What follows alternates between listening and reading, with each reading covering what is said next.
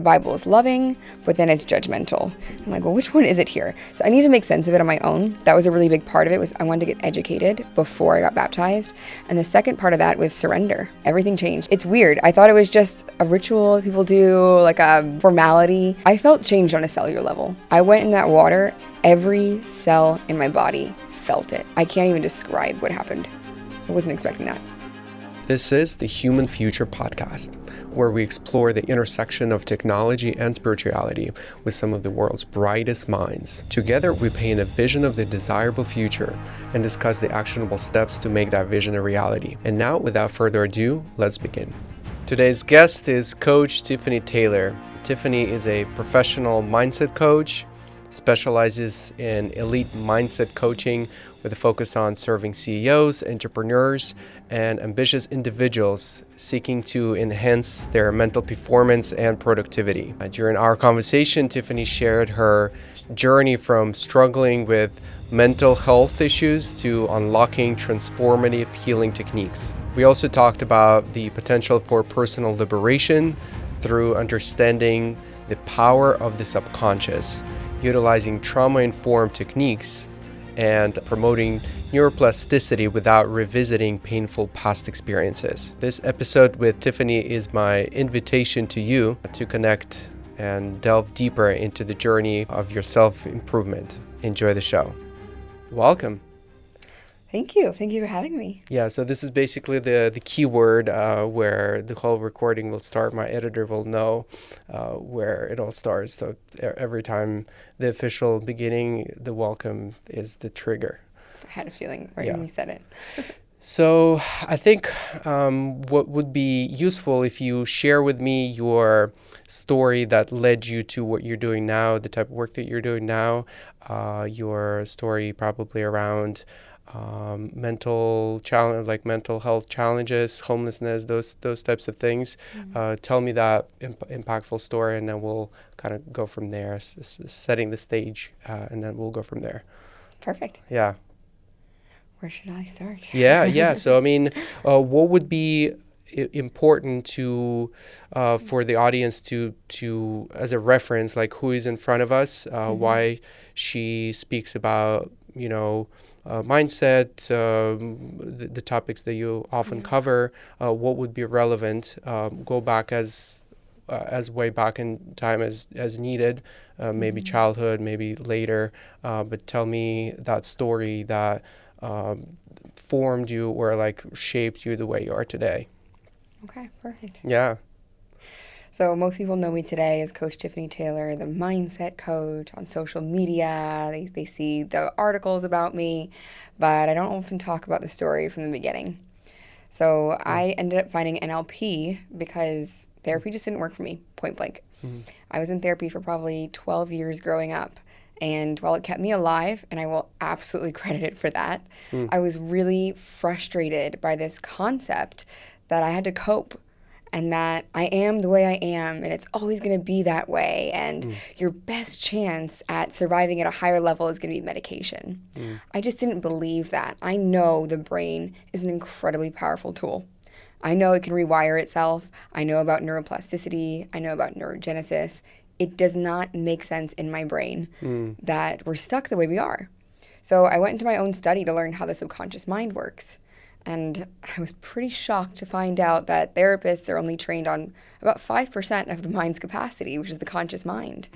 And while they're trained to see patterns and explain them, they're not trained. There's no research for them on how to reshape those patterns and how to rewire them. And it was through that research I understood that therapists were truly helping me the best they could with what they knew. But there was just a whole lot they didn't know.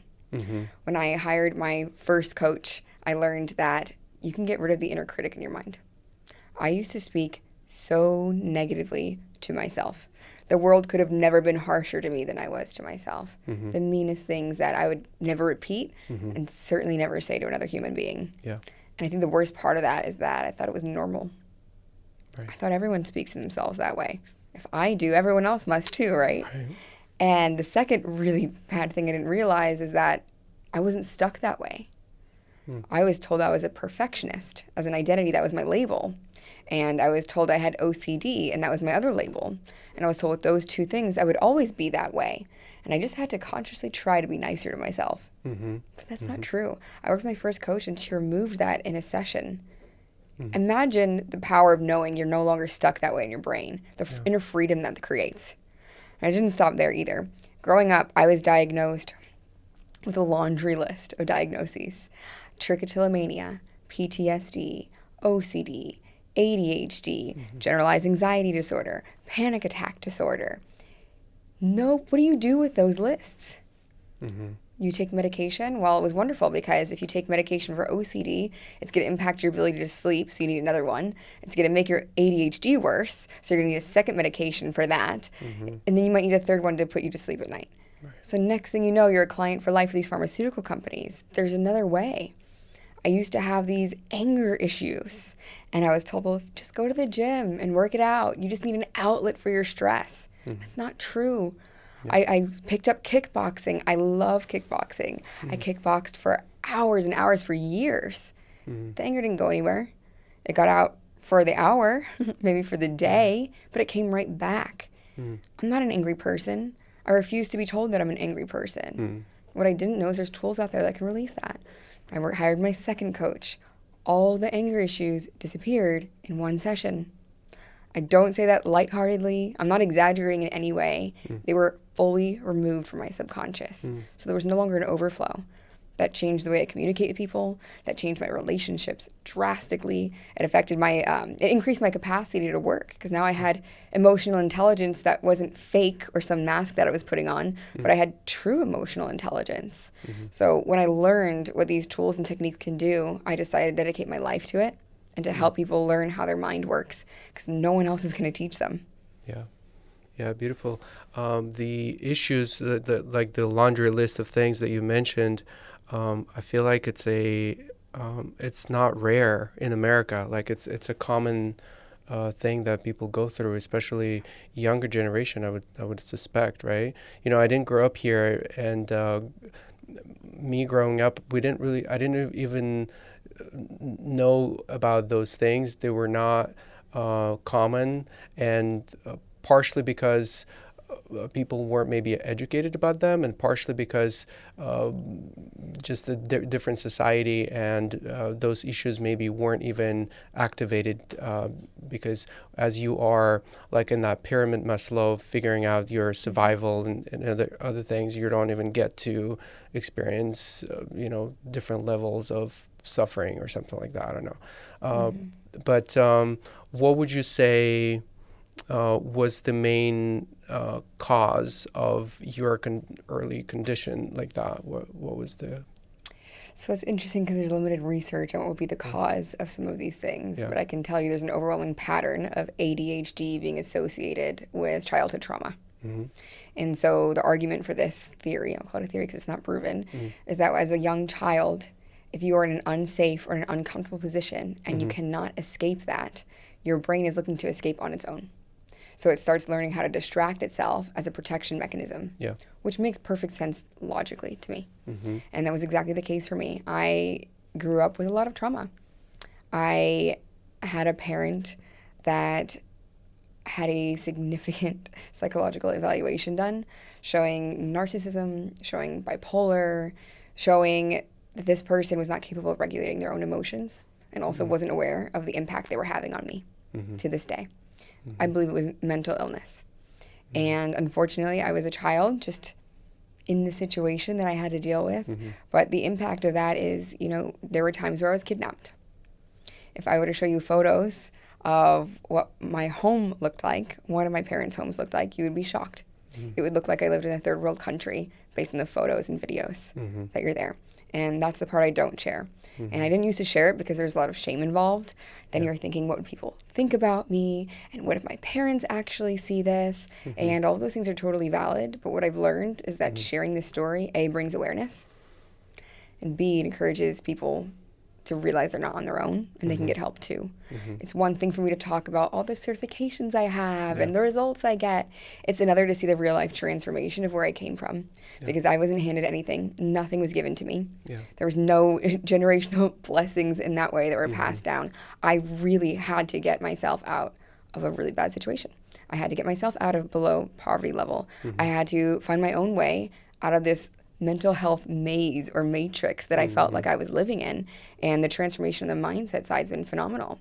You mentioned with therapists, you're not really sure how it works here. Unfortunately, when a therapist is taking insurance money in order to get paid or to make a reason that they're needed, they need to give you a diagnosis. Yeah. So it makes sense, billing wise, for insurance, they need a diagnosis. But that has a terrible impact on the individual, because now you're creating an identity for them around their thought patterns. And you're telling them there's no way out, which also isn't true. So I think therapy is great for certain things. Definitely mental illness and disorder, it can be very helpful. I think there's better tools and techniques out there, especially if you're talking about emotions, especially if you're talking about trauma. You know, there's something to be said if you're a kid and you miss a phone call and the police are at your door. And you have memories of that where you never really feel safe and you're always scared. It could have a long-term impact, but there's tools out there where it doesn't have to stay like that permanently. Right. And by tools, you mean what really worked for you is working with someone who has that awareness how to change your beliefs and behavioral patterns. Are there any other tools that were effective for you that you would also recommend? I can give you a long list of tools that I've tried that didn't work. Okay. But as far as what did, it was having the keys and the techniques to enter the subconscious. Okay. Because logically, I know my story. I had a level of acceptance there. I processed it. I rewrote my story. I worked on those limiting beliefs on my own. I was the personal development queen. I'd read 50 books a year. I've taken every course. I've watched every YouTube video on this. I felt like a pro. But on the inside, I still felt stuck. And it was learning the tools and techniques to penetrate the subconscious mind. That was the key to actually changing the patterns. And what made you different? Because I feel like it's a somewhat rare for someone who comes from that type of background to achieve the levels of success. And I mean, I understand that you would consider yourself being at the beginning of your success journey, maybe. I don't know. What's your, you know what I mean? But even already now, you've achieved so much more, and not even necessarily to compare yourself to others. I would still say that there's something unique about your approach to life or your drive to be better that others maybe didn't have, that you seeked out for help and looked for solutions. What was giving you that drive, would you say? I felt like I didn't have a choice. There was no fallback. There was no backup. Okay. There was no safety net. There was no lifeline call in case I needed something. There was never going to be that. And I wanted to be that for my family one day, which meant I had to stand up and become a lot stronger. There was no margin for error when I was growing up. I started working when I was 15 to pay for groceries. I graduated high school at 15 because I wanted more hours to work so I could save up more money so I could pay rent and live on my own, so that I could put myself through college. There was no margin for error. So it wasn't even a motivation like, I'm just a really inspired individual. It was survival. That was the prime motivation. Because it served you. 100%. Right?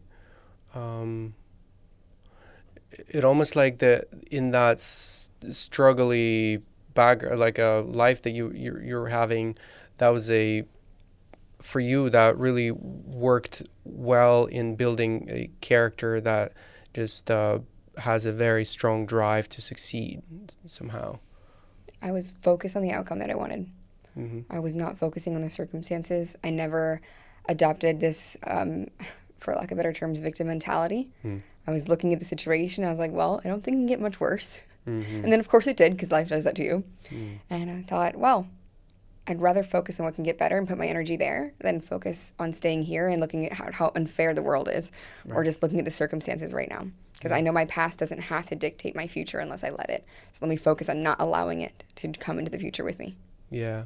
I'm trying to also frame it as, let's say, someone who also has maybe right now are in the position where they're very miserable. Maybe they have all kinds of issues, their environment, their psychological states, and they don't know what to do. Where should they? What steps can they take to, or not even what they should do? I don't know. Like, just giving them advice might not actually even work. I don't know. Like, how can we solve this problem? Like, it's a global big problem, right? Yeah. Yeah. This is a holistic challenge that everyone's having with mental health in the States right now. And I think one of the biggest problems is people aren't aware how the different bodily systems affect mental health, right? It's important to know, is it your biology that's creating anxiety, or is it your thoughts that are creating anxiety in your past trauma? I've seen it both ways. I've seen people who have an unhealthy diet affect their gut health, and their gut health creates anxiety. Physiologically, it's their nervous system. I've seen people who drink energy drinks every day. And through drinking energy drinks every day, they're having this anxiety or this panicky type feeling in them. And that's a biological thing, right? Because you're putting a toxin into your body. The first part, if you're looking to actually solve this and get the result that you want, is understanding what is the root cause. I think a lot of times people focus on the result, or they'll think about what process do I have to do next? Like, well, how do I solve this? But I'd encourage anyone to get down to what is the root cause of this? If you get down to the root cause, the true vein and the foundation, that's where you'll start to see a result. And it'll save you all the work of figuring out the middle. So, for example, if someone's always angry, that's probably not diet related, right? Sure. You probably know it was something in childhood, because most root cause problems are under the age of 7. Okay, then you probably know where the anger is coming from. I can tell you I've had 0 clients successfully predict the root cause of their anger. It was subconscious. I'd say 90% of my clients, it comes from a repressed memory, something they can't even access on their own. So I would work with someone like a coach who'd be able to get to the root cause with you. Not there just to explain why you have this problem. That's never useful. I understand people like to understand themselves better and take these quizzes. That's not actually helpful. It's just more information. Find someone who's actually going to release that for you and help you with this. That would be the advice I have. Would you say it's impossible to figure it out on your own? Yes. Impossible to figure out on your own? I would say that. Yeah. Yeah, I guess it depends on the severity of the situation, maybe. I've always believed that you have everything that it takes for you to be great, and you don't necessarily need external help.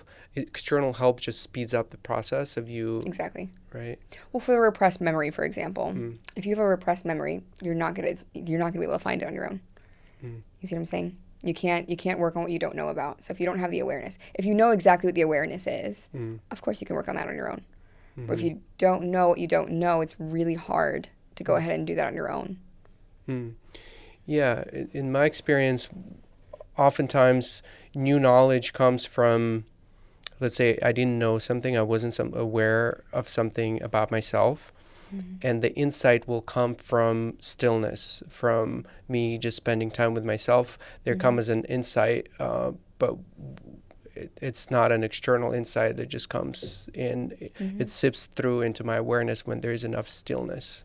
Everyone needs more of that. Right. Unfortunately, in our society today, people will take away every minute of stillness they would have once had. Any spare 30 seconds, they would have had to have a moment of thought or breathe, and picking up their phones. And every minute of the day is scheduled or busy or chaotic. So there is no stillness.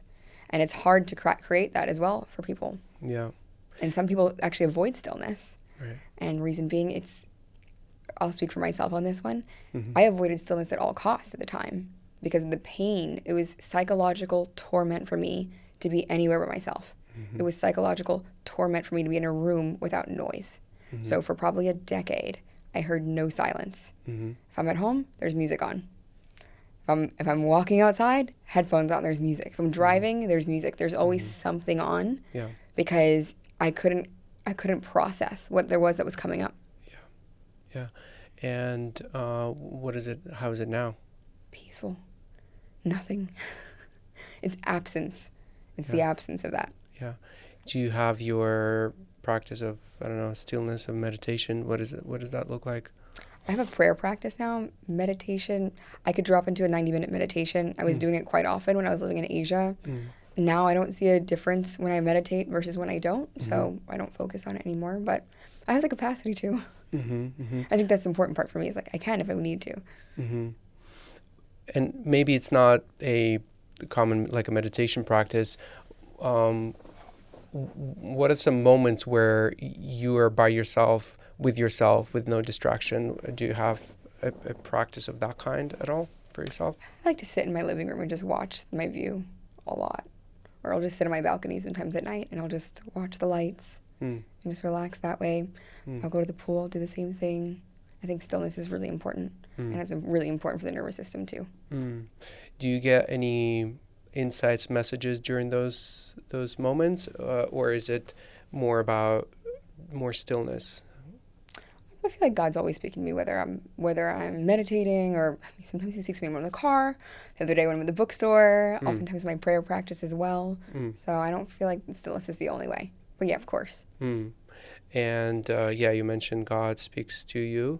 Let's go there. Let's explore that a little bit more. So, how would you describe your relationship with God?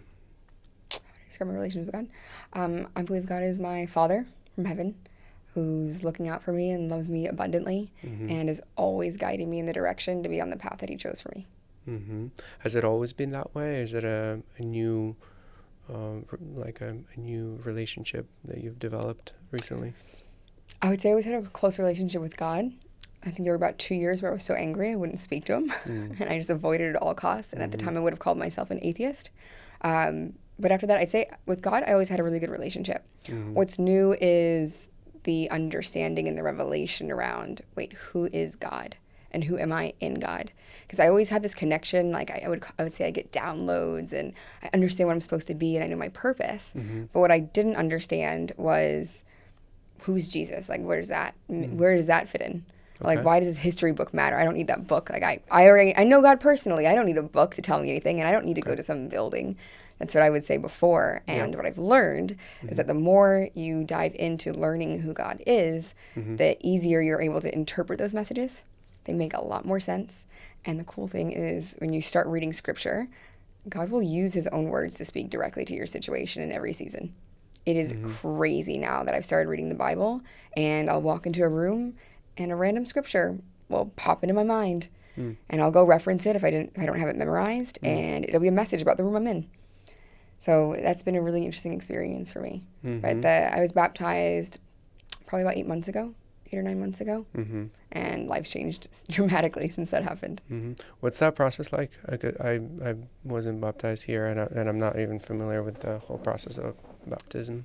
Yeah, so when I was a kid, I was baptized as a Catholic, but you're a baby, you're not speaking, it's not your choice. Right.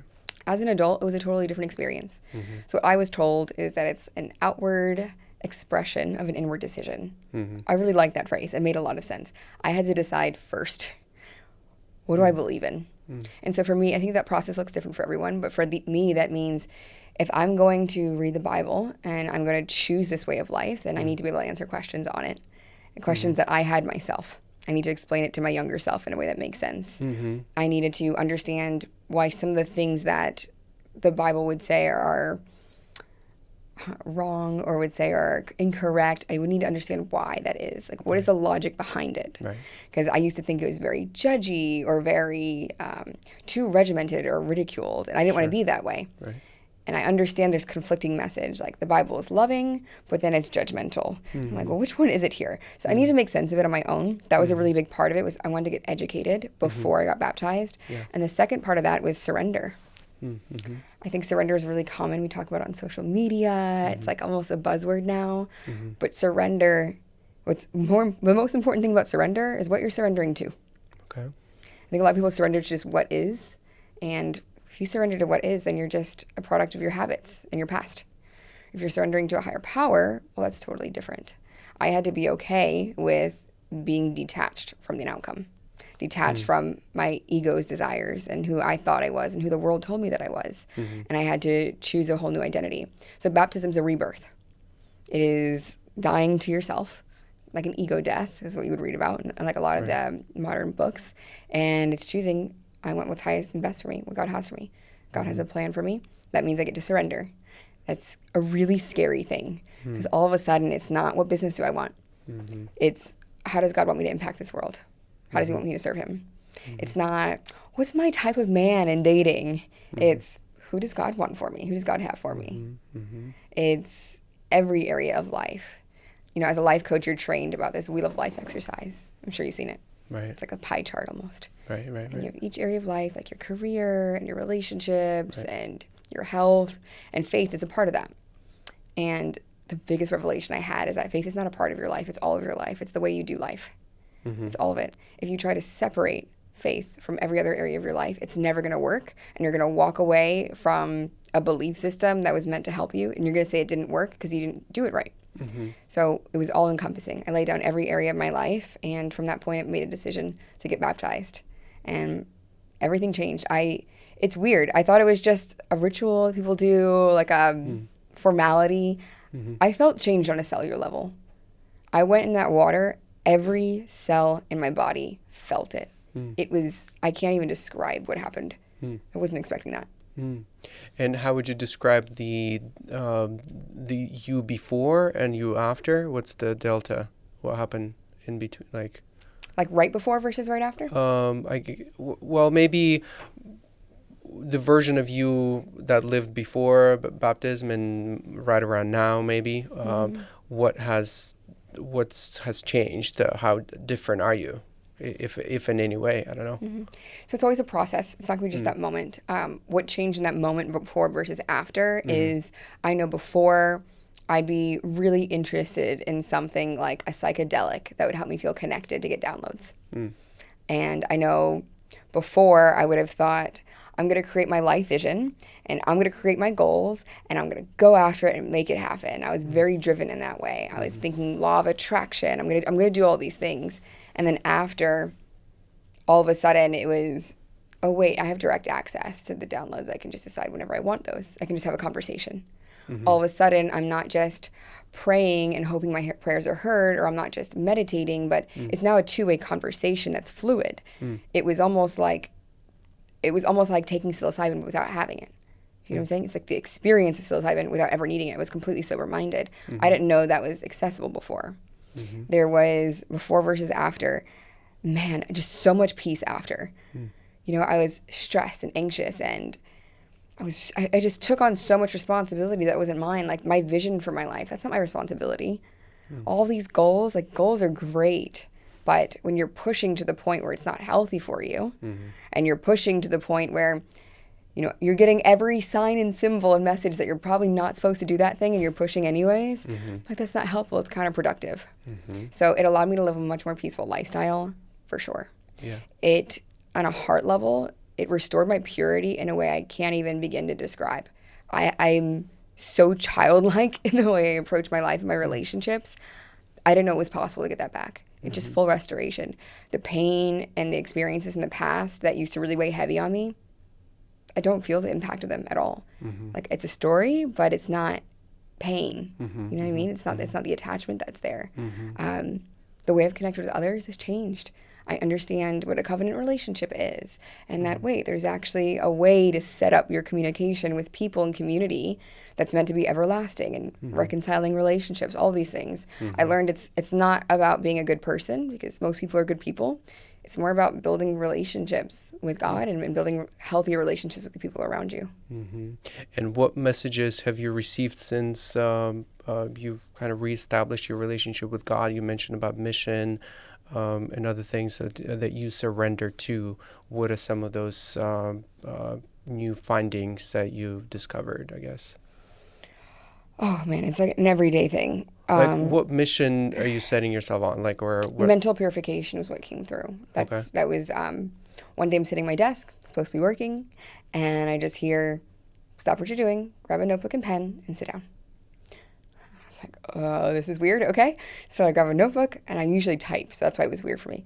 I grab a notebook, I sit on my living room floor, and I grab my notebook, and all the words start flowing through me of what's being written. And I was able to ask questions back, Like, I'd ask a question, and then all the writing would flow through again. And one of the questions I asked was like, what is my purpose? What's up with this business? Is this what you want me in? Like, am I on the right track here? And the message came back was yes. The message that came back is, your role is to help renew people's minds and bring them back to me so I can restore their hearts and their spirits. So in a way, it's kind of like a father-daughter business explanation that I got, which is really sweet. We like to think that we're human beings, but we're not. We're spirit beings, have a human experience. And we have such an overwhelming evidence of the physical world that we tend to talk ourselves into believing that this is all there is. Right. But when you go deeper and when you do spend that alone time, like you're talking about, you begin to realize, no, it's all an experience. There's definitely something deeper there.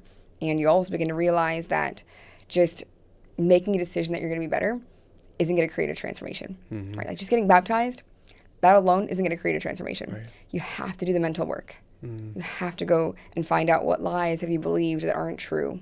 What does God believe about you? What does God say your purpose is? Right? When you start to look at yourself through that lens, as a child of God, all of a sudden, all these strongholds and all these curses, for lack of better terms, start breaking against you. If you had just a few moments in front of someone that you know you can impact with some advice, some messages, you're almost like passing by them and you have this opportunity to give them the message to set them on the right track. What would you tell them?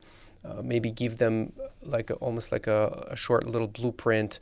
Try to do this, then as you're doing this, start doing that. Something, I don't know if there is a version that you would say something like that. A blueprint for pure, like what mental you're purification. Right? Yeah. What is the blueprint for mental purification? If someone was to do it on their own, well, the first part is understanding where you're at. Most people are so busy they don't take time to think. But that's where some alone time is really powerful. Go to the beach with an empty notebook and just write about your life story and see what comes out and if you like it. Like, bring all the subconscious and make it conscious so you can see where you're at and what needs to change first. Right. Decide what the gap looks like between where you are and where you want to be. That would be the next step. And 3, find out what resources you can have that will help you fill in that gap. That resource in an early stage might be books, right? It might be a coach. It might be getting a therapist. It might be getting out of a toxic living situation or a career change, but then start taking actions towards closing that gap. Great, I like that. So I wanted to touch on the topic of future of coaching, because the whole podcast is all about a future human and anything that will impact the human future. And since you're a coach, I wanted to hear your opinion about.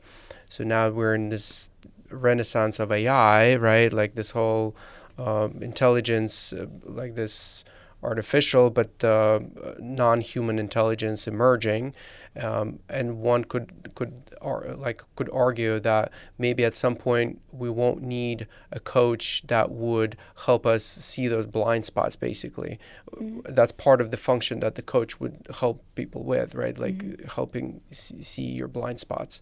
So envisioning that there is an agent, artificial agent, that is as intelligent, if not more intelligent, than the most intelligent human being, let's say.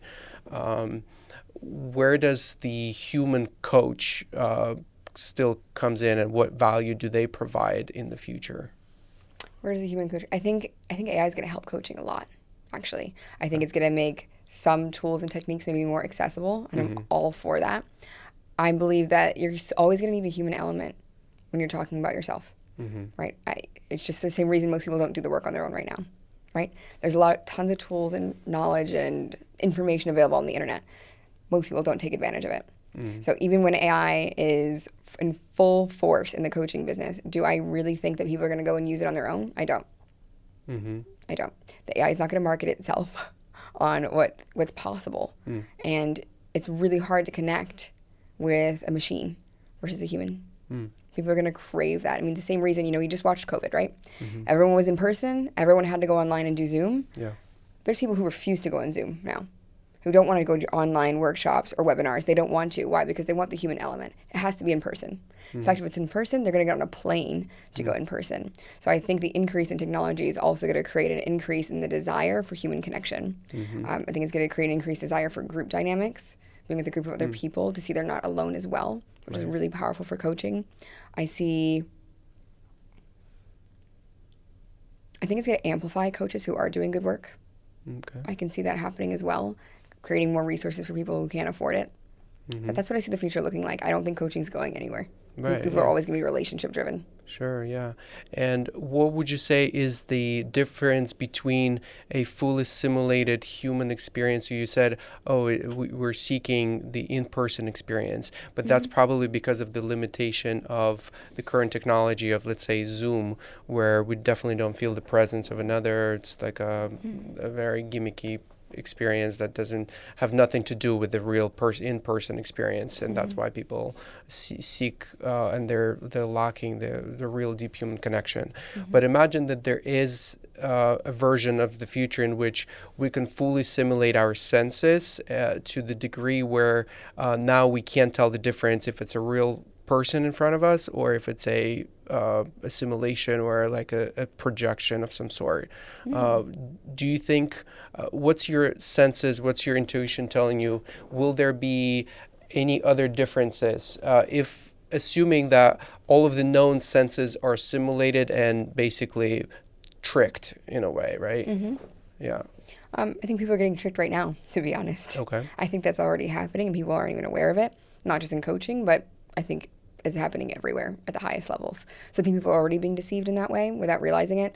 I know there's already people are already putting content on Instagram where it looks exactly like them. It's their image, it's their likeness, it's their voice, and it's not them. And most people can't tell.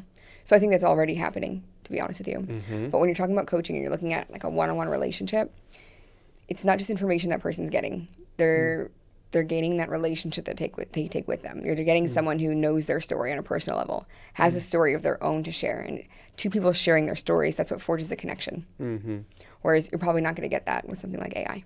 Like I said, I think AI is going to help a lot, especially to make these things more accessible, but it's never going to be able to fully replace an authentic human connection. And that doesn't even have to be in person. I have clients I've never met, but I've known for quite a few years now, and all conversations have been on phone or Zoom, and I can tell you the relationship is so strong.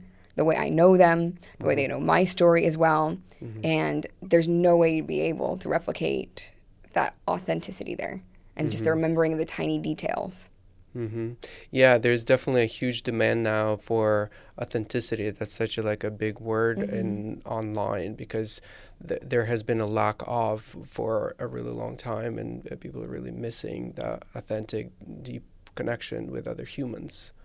And I don't know if we are creating more of that. I feel like we're still in the journey of getting away further from authentic connections. I feel like there's more loneliness and disconnection in the world than before, I feel like.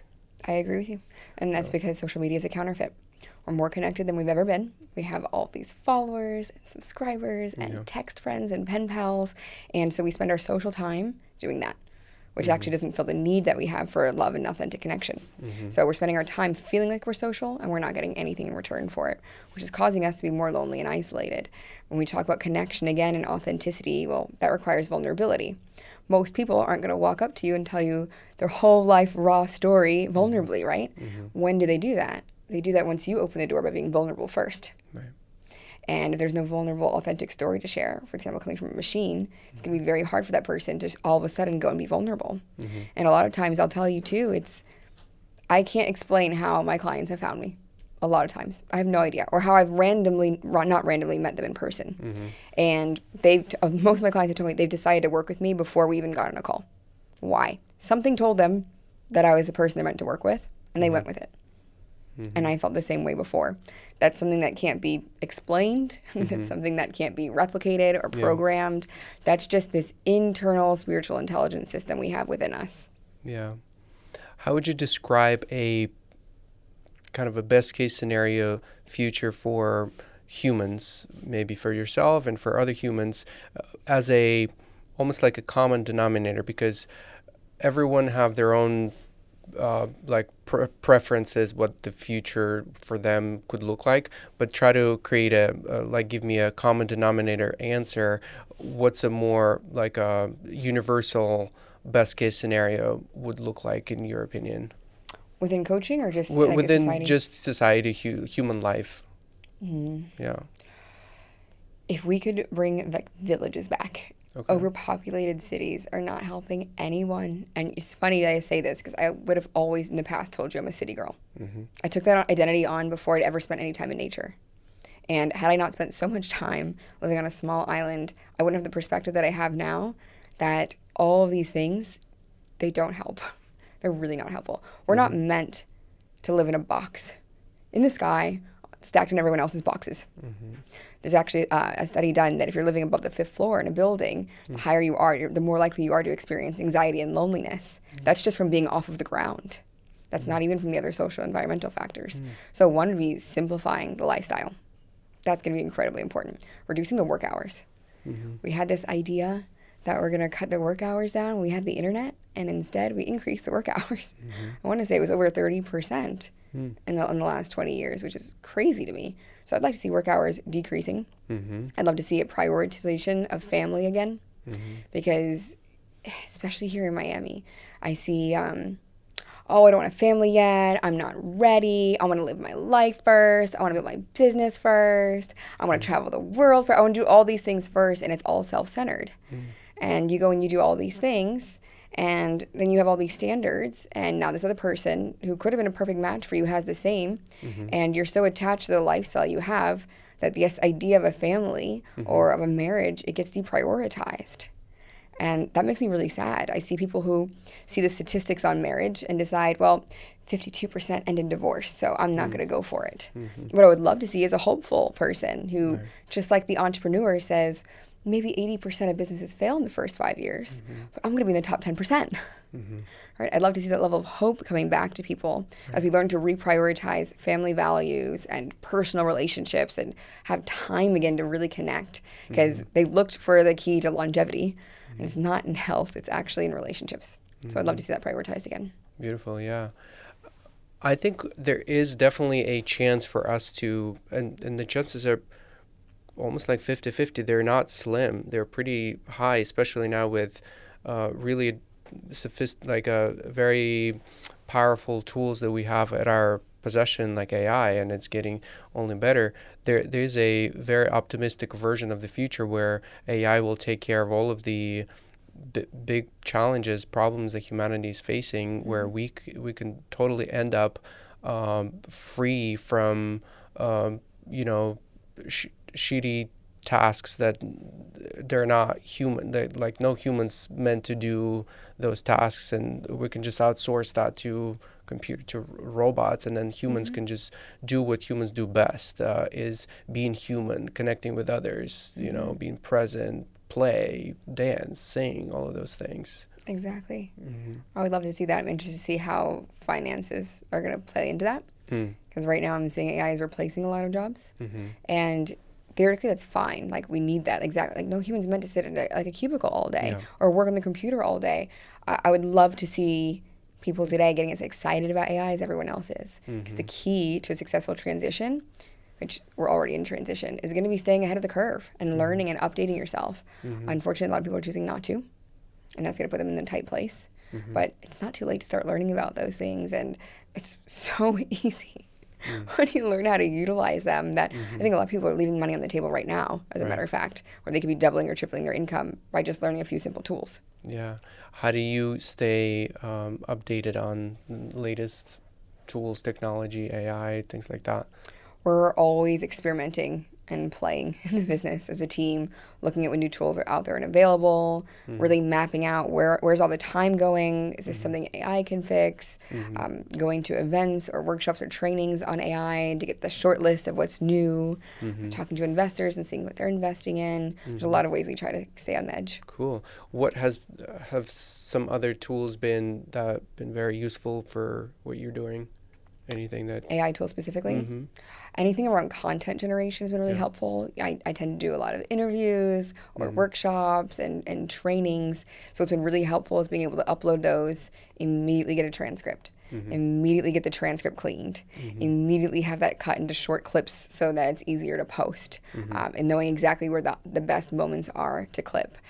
Immediately, with the press of a button, having that repurposed to Facebook, Instagram, LinkedIn, Twitter, whatever else is needed, and the exact frame it needs to be in order to present it on that platform.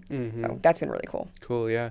Lately, I've been excited about this idea of having my personal AI, preferably locally run on my device. It's not in the cloud, that knows pretty much everything that happens to me throughout the day, any new knowledge that I receive from external world, and also anything that comes through from internal world that I communicate through language. And I voice journal almost every day, and it's been a great practice to just verbalize my thoughts, just a stream of consciousness type. And what's been really cool is to use the transcript to then feed it all into AI in a long period, not just like a one recording, but a collection of, let's say, a few months of recordings, and then start to find patterns, start to bounce ideas, structuring things, and it's like an extension of your cognition, of your brain, not just of your memory. That's also a big usefulness to it, where you can recall anything. Sometimes you're like, oh, I remember this was, and you just need sometimes just the smallest piece of information to retrieve that memory. So that just upgrading the capability of your cognition, of your brain, that's been exciting for me. 100%. And knowing how to organize your brain with that, yes. Yeah, so I'm like in the process of creating my own internal automations where, have you heard of this tool called Otter? Otter, so like Otter for audio, and then having Notion as a repository of all of the information that I come across from books, from internet, from interviews, put all of the contextual data, like even feeding all of interviews, anything that comes across my awareness, just store it in one location that I can then reference at any point and like ask questions and things like that. Yeah. I love that. That's kind of the database of notes I have in my phone as well. I have all my folders, but I can search thousands of notes at any moment. If I need to remember the name of a place, I can just remember what country I was in. I can type in the name of the country. I can find every photo I took, and I can find a lot of information very quickly. Nice. Just knowing how to organize my memories sounds like exactly like what you're doing too. Totally, yeah. I think it's such a superpower, and it's a total competitive advantage, the retrieval of any inside information. I've started doing more of that work as I work with clients, photographing them, right? Like I photograph thousands of clients, and I have a very structured approach how I store everyone's images. So if I worked with any particular client, within maybe 20 seconds, I can find their stuff, like easily right away. I can see what their face looked like or something like that. So I have a good, and that trained me to have the same approach to other types of information that I have. It's been helpful, yeah. Yeah, some tools we've been using too has been, I believe it was called Mixio is one. Landing pages with one sentence prompt. It's amazing. Say it again. I think it's Mixio. But what does it do? So it'll create a landing page for you with like a one sentence prompt. I see, right, it's right. Lightning fast. Fast. What's the quality like though? Because I've phenomenal. seen. Yeah. It's phenomenal quality. It's very impressive. I mean, the AI is taking care of the visuals, it's taking care of the format, the structure, the colors, the copywriting, all of it in one go. That's been really cool. Get Munch is great for creating long form content and making it small again. Video is really cool for cloning your voice and doing voiceover reels. There's been a lot of cool ones we've been playing with. 11 Labs as well for cloning your voice. Yeah, very cool things. Yeah, for 11 Labs, there are different ways to create the clone of your voice. There's the best one that they offer that takes a few weeks to train. So you need to provide like an hour, 2 hours of your, usually it's like 5 minutes. You just upload a little quick file and then gives you a decent version of your voice. I wanted to try what that looks like with their top of the line, whatever model. And I went through that whole process, and it's pretty cool. Yeah. I love what they're doing. It's really fun and cool. It Yeah. takes so much time. Right. For me, it's yes, savings of time is.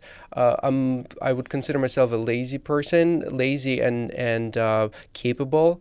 It's by the way, it's a good combination, lazy and capable. If you're lazy and not capable, you're in trouble. That's fair. But when you're lazy and capable, you're oftentimes finding shortcuts and like fastest ways to get to your goals. Like you're still setting high goals and you're achieving them, but in like the shortest amount of time because you're lazy to go a long route. You know what I mean? Or you're just efficient. Efficient, yeah. I mean, Lazy's efficient. yeah.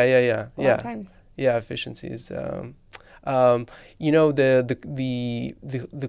theme of efficiency. Would you say nature is efficient? Because so basically there's this argument, the Western or modern society is all focusing on efficiency and convenience, and that's actually almost like a dead end, that we can't automate and like make everything as efficient as possible. We should do a lot of things that are not efficient. I don't know. What do you think about this? It's an interesting argument. I think in order to measure efficiency, you need to know what the result is. Like you need a metric here. Like you wouldn't be able to measure if a business is efficient unless you knew what the outcome was and you had something specific to measure. So I would say it depends on what the metric is that you're measuring it on. I think efficiency is phenomenal. We're not operating without computers anymore. You know what I'm saying? Yeah. We have so much more information and responsibility on our shoulders that efficiency is actually a necessity. Do I think we can become obsessive with it? Yes, I'm guilty as charged, but I don't think there's anything wrong with that. A lot of times efficiency and outsourcing is just helping people. Yeah. It's actually allowing our economy to flow further. You know what I mean? Like I don't cook meals for myself. I haven't done it in the longest time. I don't think that's lazy. I just don't think it makes sense for me to learn how to cook if it's not going to help anyone else out. When I spend time cooking, that's time being taken away from me helping someone completely dramatically transform the way their life is, or dramatically change their internal experience of the world, or releasing trauma that they've been carrying for decades. That's a serious cost. So you could look at that and say, you're lazy. You could look at that and say, oh, you're just hyper-focused on, going to no end here. There's no need to outsource. Or you can look at it as, what are my God-given gifts and talents? And how do I want to allocate my time? That doesn't mean you go to the point where you're working 80 hours a week and then everything's outsourced. That means, where should I be spending my time is important. But how do I need to take care of myself in order to make sure that I'm at my best so that I can take care of that skill or that gift that I have as well? So if you're outsourcing cooking so that you get to sit by the pool and relax and have that quiet time, I don't think that's lazy at all. I think that's smart. Right. Yeah, I think that argument also says basically, some people meditate for 30 minutes so they could be more productive. So it almost like loses the purpose of the activity that is not done for efficiency per se. Let's say art or play or something like that. That we shouldn't be basically optimizing everything. That we should some of the things that we should. In fact, I would say anything in the like if we want to master the physical world, efficiency is part of that secret sauce. Like the more efficient we are, the more in control in a way we are of the physical world. But we are not only physical beings. We have the physical as like representation part of us are physical, but a big part of us or the source of us are not physical. And in the source from where we come from, efficiency might not actually play a role. You know what I mean? Yeah, I think when it comes to efficiency, you need to decide what's the outcome and ask. You need discernment. Is this method of efficiency making me happier or not? Is it making it healthier or not? Does the trade-off make sense? Am I making good use of this? Is this increasing my mental wellness or is it plunging it? I think those are good questions to ask. I mean, especially like parents. If someone's a parent and they're outsourcing something, and now they have the opportunity to spend more time with their family, I don't think it's obsessive. I think it's fantastic. I think we should be doing those things. So I'd like to see people leaning more into being efficient with those things, so that they can focus on the spiritual side, so that they can focus on the mental health side, and create that space without feeling guilty about it. So that they can get more presence, or to be more present for themselves. And what have been some of the exciting things that you've been working on lately? Something new, something exciting that's been pulling you forward? Oh, definitely. Yeah. So my women's group coaching program, Her Elite Mind, has been running about 8 months now as well. I love this program. The breakthroughs I get to witness every week, it's like, this is my dream. You know what I mean? This is my dream years ago, that one day I'd wake up and the only question I would ask is, how can I help someone today? How can I be of service to someone today? And I get to make my own schedule, and I'd get to be living in alignment with my purpose without having to work for someone else, without having to live this miserable lifestyle. And it's the fruition of that. Like, I am actually being a really big help and service. And I love Instagram. People are very opinionated on there. And men have been saying for a very long time, how can you have a women-only coaching program? This isn't fair. They're making jokes. They're saying, what if I identify as a woman? Can I come in? I'm getting these comments all the time. So the exciting thing I'm working on is I'm actually creating His Elite Mind, which is launching next month. And originally I thought it was going to be a co-ed program and maybe merging the two. But the men have spoken, and they want their own individual coaching program, and they don't want women in the room. So that's interesting. That was interesting research for me. And I'm excited to launch that program. And now I have my 50-50 balance back. Nice. And what do you guys do in your women's community circle that you host? So in both programs, they're actually be identical. So the things we're really focusing on is mental release work. So it's decluttering the mind. How do we get rid of all the junk that's in there so that we can sit in a room in silence and have that inner peace? The next thing we're focused on is rewiring. What are the habits and the patterns and the beliefs that need to be let go of, and how do we rewire those? And we're doing it right there on the call. I'm not teaching and then you have homework. We're not doing that. We're doing direct coaching where you have a breakthrough on the call as well. And then we're looking at, how do we rebrand ourselves? You know, if we're taking all these insecurities, we're taking the negative self-talk, we're taking distraction, if we're getting rid of all those things, what are we putting in that place? Who is the version that you're stepping into? And what does that look like? You're looking at productivity from 3 angles when you're looking at rebranding yourself. You're looking at it from the biology side of, how do I incorporate biohacking regimes into my schedule? You're looking at the system side of, how am I allocating my time? Because your time decides, how you spend your time decides the person that you are. And then you're looking at the mindset side of, how do I need to show up internally to shift my external world around me? Could you give me any practical exercises that you, maybe before that, how do you come up with them? Are you the one developing them? Are you borrowing them from someone who, used them and they're very effective? How do you go about what methods or what techniques and exercises that you introduce to the group? So it's not exercises that we're doing. It's all direct coaching, which should be techniques. So a technique might be timeline engineering, which is a technique I developed. It's a technique that goes straight into the subconscious mind. It allows you to have insight out your own inner filing system for the first time, and then reorganizing that way. So that would be a technique. It wouldn't be an exercise. And the style of how I do it, since it's a group environment, is everyone gets the opportunity to bring the thing that's bothering them. So the structure of the call is, well, what is your intention first? Okay, what is the thing you want to work on today? So one week you might have a reflection call. Oh my gosh, all this time I didn't notice that I have this trigger and I can see a pattern now. How do I get rid of it? You'd get on a hot seat call and say, I notice I have a trigger and this is my pattern and I'm ready to let go of it. And I would, as a master NLP practitioner and a master hypnotherapist, I have a significant toolbox of different things to use. I would typically ask a few questions. I would use the technique that would be the most efficient, speaking of efficiency, and they would have the breakthrough right there on the call. And that breakthrough might look different for everyone, but what I found in a group environment, everyone tends to have the same challenges. And when they see someone else have a breakthrough, it allows them to have a second-hand breakthrough as well. How important is it to do it in the community versus one-on-one? It wouldn't be at an importance level. I think it's a speed level. I think it depends on speed. If you have extensive trauma that needs to be processed and you don't want to talk about it in a group environment, or it's going to be a lot more time intensive, that's where you'd want one-on-one. If you just want to focus on the little things and be 1% better every day and just get on a track. Like you say you value personal development, but you're not investing in it and you're not actually changing. That's where you want to be in a group environment. That way you have accountability for actually becoming better rather than procrastinating on getting better in any way.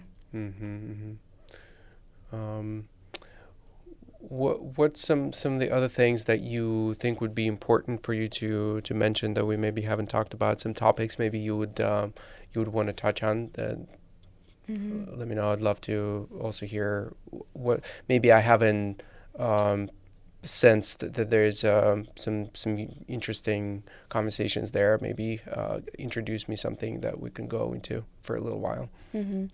I think if I had one message for everyone watching this, it would be like, 1, you're not your trauma, and 2, you can heal your trauma without reliving it with a sober mind. That is so important to know. I think I really avoided doing any sort of trauma work or talking about it because I spent 12 painful years in therapy talking about it, and talking about it clearly wasn't helping. And so I avoided looking for other options because I thought, I don't want to sit on a couch, the proverbial couch, right? Could be online, doesn't matter. I don't want to sit and have a conversation every week and open Pandora's box and re-experience this, especially when I know it doesn't work. So just knowing there's tools and resources out there where you can heal this stuff without reliving it, and you can do it rapidly is really important. The way your conscious mind experiences the world is very different than the way the subconscious does. So where we like to think our mind is like a history book of all of our memories that we're flipping through, it's more like a filing cabinet. And you'll have a filing cabinet for each emotion. You have a filing cabinet for all the decisions you've made. You have a filing cabinet for your identity and your values. If you just access the filing cabinet, you can clear it without having to go one painful memory after another. That's just something I really wish that I knew earlier. How did you discover that you don't have to experience them? What was the first realization, insight, download? The first was understanding that the mind is split, it's dual. You have a conscious mind and subconscious mind. I didn't really have an awareness of that first. I just thought the trauma is in my conscious mind because it's always there. I didn't realize there's a separation there. And then when I started learning about the subconscious mind on my own, I wanted to know how the mind works. I started looking into psychology. I started looking into neuroscience. I started looking about how the nervous system works. I started learning about the subconscious mind. That's how I found coaching. And through working with a coach, I had crazy faith that they meant what they said when they said they can reverse some of the things I was going through.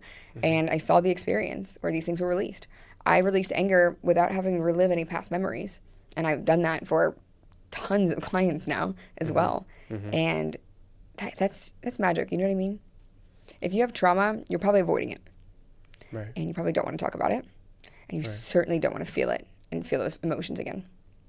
Just knowing it's possible to let go of it without having to relive it, that alone, that insight will change someone's life. Are you working on a book yet?